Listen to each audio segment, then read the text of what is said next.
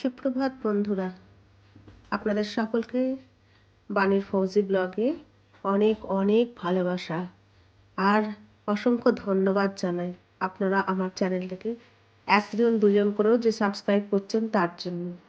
আশা করি আপনারা সকলেই খুব ভালো আছেন, আমিও ভালো আছি। মণিপুরে ফিরে আসার আগে বাড়িতে গেলাম। যতবার মনে হয় যে একবার মার সঙ্গে দেখা করে আসি। আসলে বয়স্ক মানুষ, বয়স হয়েছে, না জানি কখন যে কি হয়, তাই মনটা আনচান করছিল। ফিরে আসার আগে একবার মায়ের সঙ্গে দেখা করতে গেলাম। এটা ছিল আমাদের গ্রামের ভিডিও। দেখুন, যাওয়ার রাস্তাতে কত সুন্দর আলু গাছ, ধান গাছ সমস্ত পেরিয়ে পেরিয়ে যাচ্ছি। এক অপূর্ব জায়গা। অবশ্য দেখুন, যেখানে আমার জন্ম সেখানটা তো সবসময় ভালো লাগবেই। এই হলো আমার মা, সারাদিন নিজের মতন কাজ করতে থাকে। সন্ধে হবার আগে আমাকে বলল, তুই যাওয়ার আগে আমি তোকে চা করে দেব। তার আগের ভিডিও আমি ক্লিপ করে রাখতে পারিনি বা দেখাতেও আনতেও পারিনি। ফিরে আসার আগে মার আবদার মতো চা খাবো বলে আমিও বায়না করলাম মার হাতে একটু চা খেয়ে যাব, সঙ্গে একটু ভিডিও। দেখুন, নিজে হাতে কত সুন্দর করে চা বানাচ্ছে। এই যে একটা স্মৃতি, এগুলো সারা জীবন থাকবে। চলুন মার হাতে একটু চা খেয়ে নিই। অনেকটা দূর আবার চলে আসবো, এক জায়গা থেকে আর এক জায়গায়। একটা সময় মা এত ভালো কাজ করতো।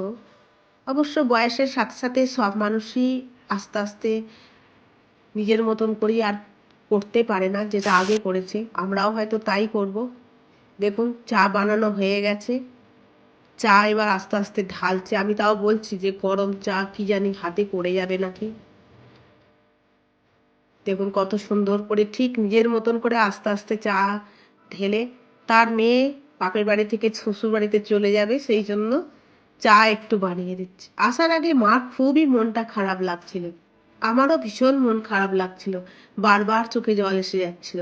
কৃতজ্ঞ ওই মানুষগুলোর কাছে। এই মানুষগুলোর জন্যেই আজ আমি নিজের পায়ে দাঁড়াতে পেরেছি। আজকে ওনারা যদি আমাকে লেখাপড়া না শেখাতে পারতেন, তাহলে হয়তো আজ আমি এখানে পৌঁছাতে পারতাম না। যাই হোক, ঠাকুরগুলোকে এখনো পর্যন্ত ঠান্ডা আছে বলে গায়ে চাপা দিয়ে দিয়েছেন মা। আর দেখুন কত সুন্দরভাবে নিজে বিছানায় বসে আমাকে একটা একটা করে বিস্কুট দিচ্ছে আর এক কাপ চা বানিয়ে দিয়েছে। ফিরে আসার আগে বারবার মাকে ফটোতে উঠাচ্ছি, ক্যামেরা বন্দি করছি। ভালো থাকুক আমার মা, সুস্থ থাকুক। ফিরে আসলাম। নিজের বাড়িতে ফিরে এসে সন্ধেবেলায় ঠাকুরের কাছে জপ ধ্যান প্রার্থনা করলাম।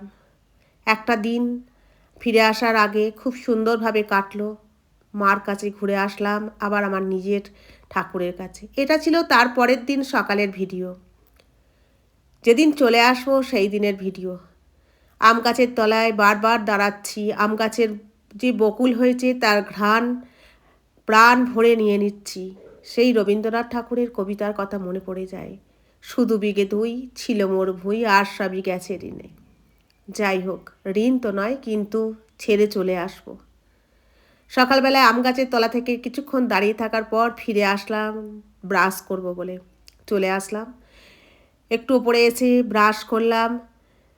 কিছুটা সময় নিজের সাথে কাটাচ্ছি, কখনো নিচের ঘরে যাচ্ছি, কখনো বা উপরের ঘরে আসছি। এই যেন একটা আলাদা আনন্দ, সবটাই যেন খুবই আপন মনে হয়।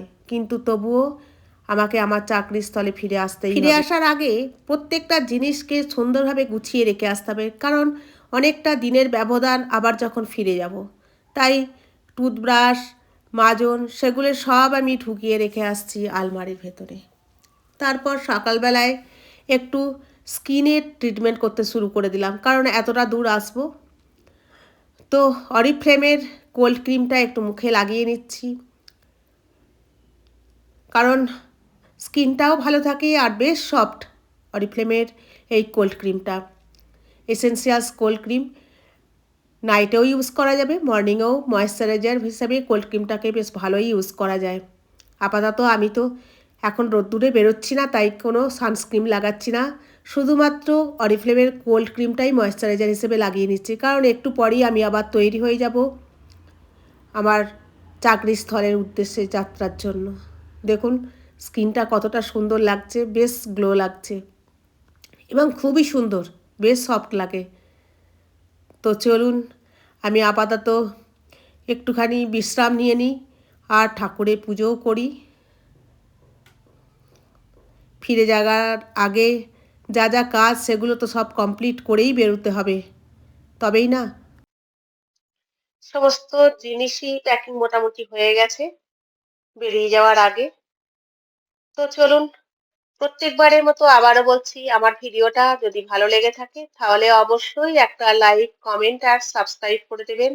আর আপনারা আমার পাশে থাকবেন। আর আপনারা প্রত্যেকেই ভালো থাকুন, সুস্থ থাকুন, এই কামনা করে আজকের ব্লগটা আমি এখানেই শেষ করছি।